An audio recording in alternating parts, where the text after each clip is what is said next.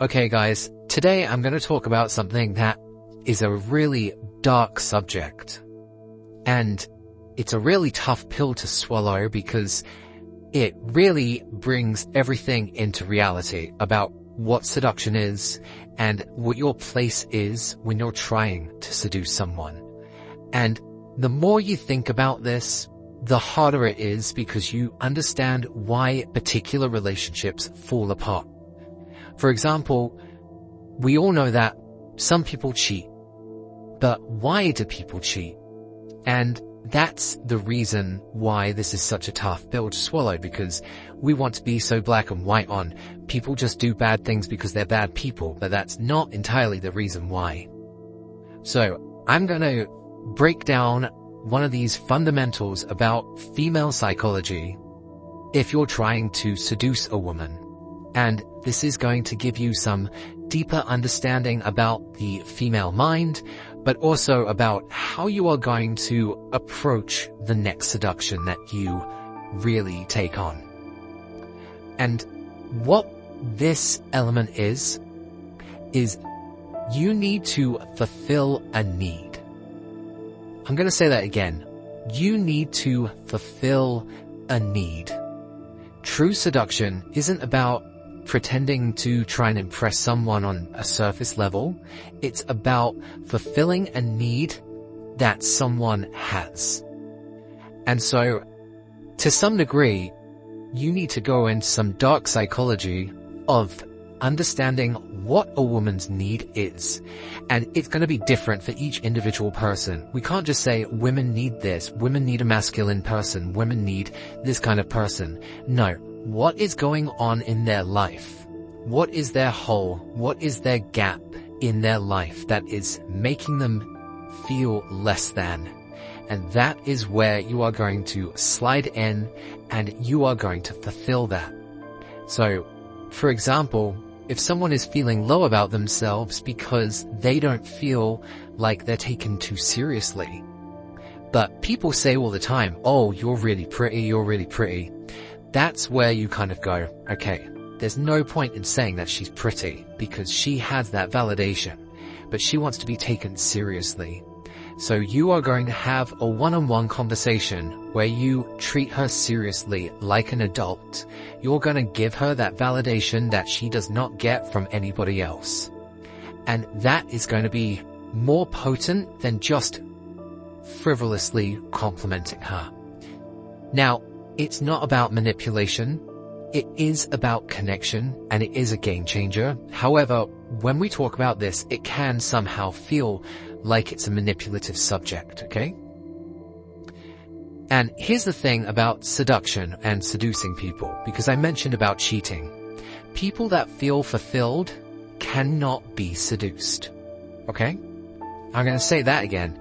People that feel fulfilled in their life cannot be seduced.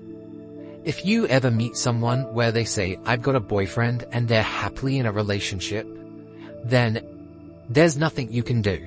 And that's okay. You're not meant to seduce everyone. And ideally, we want this world to be full of people that are happy. We don't want to be going around breaking up relationships.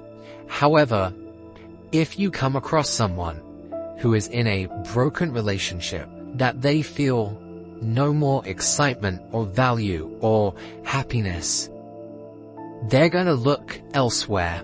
And if you fulfill that need, there is a very good chance that you are going to be part of the reason that the relationship is destroyed.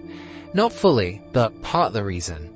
Now, I went into a bit of a dark topic there just about cheating, but what I'm going to say more so on seducing people in general is, what are they missing from their lives? Are they missing adventure? Are they missing emotional connection? Are they missing physical connection? Whatever they need, you're going to be able to fulfill. So you can't always just go with a cookie cutter solution. This is where the element of active listening really comes into play. Try and find out what their fears are, what they're scared of, what they genuinely need in their life. And that's where you're able to fulfill that. Now, this can be more and more difficult as you get older because people are more self-sufficient, but they sometimes want people to just help. So you can always step in and say, I'm going to be that person to help you out.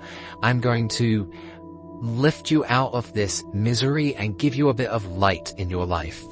And sometimes you don't need to be the solution. You just need to be a little bit of an ease to the situation. Now, if someone is feeling stressed or overwhelmed, she might need to talk to someone that makes her feel calm and supported. She needs to lighten up. She needs to talk to someone that can make her laugh or give her new experiences.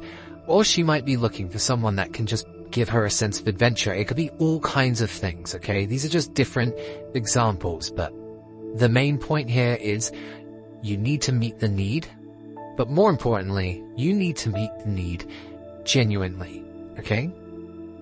Now, whatever the need is that you identify, you have to be authentic with it, because if she's craving someone who listens, you can't just pretend to care, okay? You need to actually listen, okay? Ask thoughtful questions, show her that you are listening to her words, that you are hearing her, that you understand her feelings, okay? If she is looking for adventure, don't be fake with the thrill-seeking, okay, just to impress her. Instead, invite her to something that you enjoy, your own version of adventure. Whether that's maybe exploring new restaurants or trying something creative together. The point is I don't want you to go out and just try and fake being adventurous or being thoughtful. If it's not suitable for you, then you need to understand you can't fulfill that need. And sometimes that's okay, because we're not meant to be here to be a therapist and to fix people. We're meant to be creating our own adventure, and we're trying to say, hey, I'm going on this adventure. Do you want to come along with me? It might help you. And that's where the genuine, authentic adventure comes from, okay? Now, don't neglect your own needs, okay? Because we need to make sure that we're taken care of so that we can take care of others.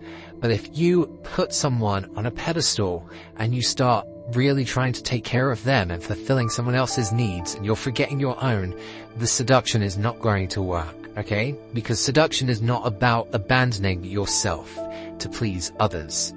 It needs to be about mutual connection where you're both fulfilled, okay? Now, here's the other issue about fulfilling someone's need. And this is also a tough pill for some people to swallow, but it takes time, okay? You're not going to just walk into somebody else's life and instantly be their perfect match and figure out how to help them. That's not how connection works, okay? You need to be patient and let her get to know you. Let the connection build naturally. You need to show her that you're being consistent, that you do truly care. Now, that being said, this is the more long-term way, okay? Some people just want to know what is the quick, short-term way, okay? Because some people just want fun. And this is where you need to find if someone's need is for adventure, if it's something for quick excitement. You need to make sure that you can fulfill that correctly. One, it needs to align with your values, but also two, if you're going to be there for the short term, you need to make sure that your risk to her is minimal. By that I mean, if a woman wants an adventure for the night, she does not want the consequences of it later down the line. She doesn't want to know that she's caught something from you. She doesn't want to know that you're going to be irritating her later, okay? Women are open to doing short-term flings as long as they feel appreciated, as long as they feel excited, and as long as they feel that it does not affect their regular life. This is usually why girls in particular go kind of crazy when they go on a girls' holiday or a girls' trip, because the consequence is a lot less impactful on their regular everyday lives, because it's in a small bubble that doesn't bother the rest of their life. And I've definitely gone out clubbing where girls don't see me very often, or they don't see me at all, and they think this person is never going to know my friends or my regular everyday life or my family, and therefore I'm less of a risk. And even though that kind of thinks, well, that's concern for strangers, weirdly enough, the stranger element, as long as you've proven that you're not a creepy weirdo and that you're someone that's fun to be around, the stranger element is actually going to work in your favor. Because if you come in and you know everybody in their circle, she's going to have more risk to hooking up with you than she would that if she didn't know you at all and you don't know any of her friends. She can just say, oh, it was a one-off thing, but I'm never going to need to see him again.